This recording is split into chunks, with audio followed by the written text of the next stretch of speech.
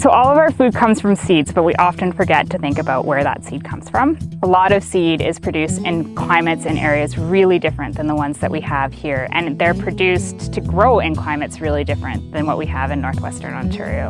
100 years ago, most people saved their own seed, and so in that vein, all the seed they were growing was regionally adapted, but we've gotten away from that model. My name is Evalisa McIllfaterick, and we're at Cellar Gardens, which is in South Gillies, Ontario, just outside of Thunder Bay. Cellar Gardens was established 10 years ago in 2014 as primarily focusing on providing vegetables locally in the winter, so focused on growing root crops like carrots and parsnips, storage vegetables like onions and squash, and a little bit of seed production, and then over the years have flipped to doing a lot more seed production. Regionally adapted seed is really helpful to local growers because it knows our short seasons, it knows our wet falls, it knows our cold soils in the spring. And the only people who can grow regionally adapted seed are people in the region. And that's why it's really important, I think, to do what we do here at Cellar Gardens. So SNAPP has helped this business immensely from the very beginning.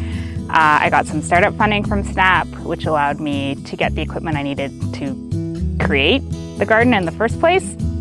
Over the years, SNAPP's helped me build some cold storage to store the produce and make it available in the winter. And most recently, SNAPP has helped me to establish a retail seed rack program in Northwestern Ontario. So funding that's allowed me to buy seed racks and printing equipment to make that possible. The major partnership that's been made possible by this most recent funding for retail seed rack sales is with another organic seed producer named Three Forks Seeds on Manitoulin Island, and this funding has enabled me to partner with them on retailing our seeds together through venues across Northern Ontario. Local seed is a cornerstone of food systems, and it's really important that we have locally produced and regionally adapted seed available to growers of all sizes in our region.